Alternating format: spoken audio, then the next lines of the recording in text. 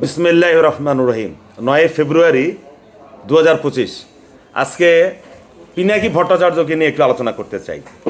পিনাকি ভট্টাচার্য কি, শিরোনামটা হলো পিনাকি ভট্টাচার্য কি এই যুগের বা এই সময়ের মাওলানা ভাসানী কিনা। তার আগে বলতে চাই যে এই পিনাকি ভট্টাচার্য পেশায় একজন ডাক্তার, যদিও তিনি ডাক্তারি করেন না বা চিকিৎসক হিসেবে কাজ করেন না। মূলত তিনি ব্লগার এবং অনলাইন অ্যাক্টিভিস্ট। এই নামেই তিনি বাংলাদেশ এবং বাংলাদেশের বাহিরে তার পরিচিতি। রাজশাহী মেডিকেল কলেজে তিনি পাশ করেছেন। একটা সময় তিনি কমিউনিস্ট পার্টি করতেন, সিপিবি। এখন তিনি সেখানে নাই। এরশাদ বিরোধী 90-র গণ আন্দোলনেও তিনি একজন সক্রিয় কর্মী ছিলেন। 2013 সালে যখন শাহবাগ আন্দোলন, সেখানেও তিনি একজন কর্মী ছিলেন, সক্রিয় কর্মী ছিলেন। 2018 সালে তিনি নিরাপদ সড়ক যে আন্দোলন, সেখানেও তিনি একজন সক্রিয় কর্মী ছিলেন। 2024 সালে কোটা সংস্কার আন্দোলনে তিনি বেশ সহযোগিতা করেছেন বিদেশে বসে। তিনি বর্তমানে ফ্রান্সে নির্বাসিত বা ফ্রান্সে তিনি বসবাস করছেন। এই পিনাকি ভট্টাচার্য বাংলাদেশের ছাত্র সমাজ, যুব সমাজকে তিনি একটা আন্দোলিত করতে পেরেছেন। এটাই হলো তার সবচেয়ে বড় কৃতিত্ব। লক্ষ লক্ষ লোক তার ইউটিউবে তার প্রতিটি বক্তব্য দেখে এবং তিনি যা বলেন সেখানে তার বক্তব্যে ঝাঁপিয়ে পড়ে লক্ষ লক্ষ তরুণ বাংলাদেশের। এবং ধানমন্ডি 32 নম্বরের যে আন্দোলনটা হয়েছে, ভাঙচুরের আন্দোলন, সেখানে সরাসরি তিনি নেতৃত্ব দিয়েছেন এবং তার নেতৃত্বে 9টার যে ভাঙচুর হওয়ার কথা সেটা 8টার সময় শুরু হয়েছে এবং তিনি সরাসরি ফ্রান্স থেকে তিনি ছাত্র সমাজকে তিনি শক্তি যোগান করেছেন। যে কথা বলছিলাম যে এই পিনাকি ভট্টাচার্য আবার আগামীকালকে বাংলাদেশের রাজশাহী জেলার সম্ভবত শিবগঞ্জ বা শিবপুর একটা উপজেলা আছে, সেখানে ভারত বিরোধী লং মার্চের একটি ডাক দিয়েছেন। আগামীকালকে সেখানেও দেখা যাবে হাজারে হাজারে ছাত্র জনতা, যুবক সেখানে হাজির হবে।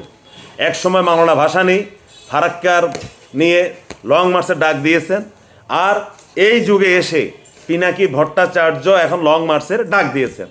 তাহলে আমার একটা বক্তব্য একজন ক্ষুদ্র মানুষ হিসাবে, পিনাকি ভট্টাচার্য কি বাংলাদেশের যদি ছাত্র এবং যুবকদের চাহিদা কি, পালস কি তাদের, এটা যদি ধরতে পারেন তাহলে বাংলাদেশের রাজনৈতিক নেতারা কেন পারে না?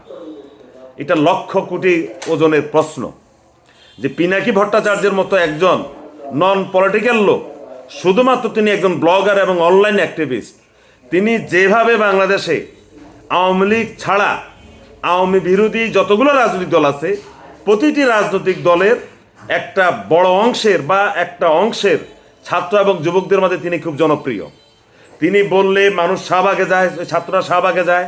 তিনি বললে দা, খুন্ত, কোড়াইল এগুলো নিয়ে মানুষ 32 নম্বরে যায় ছাত্র যুবকরা। এবং আগামীকালকেও যে রাজশাহীতে যে ভারত বিরোধী যে লং মার্চের ডাক দিয়েছেন সেখানেও যাবে। তাহলে আমাদের নেতারা কি পিনাকি ভট্টাচার্যের চেয়েও কি তারা কম জনপ্রিয়?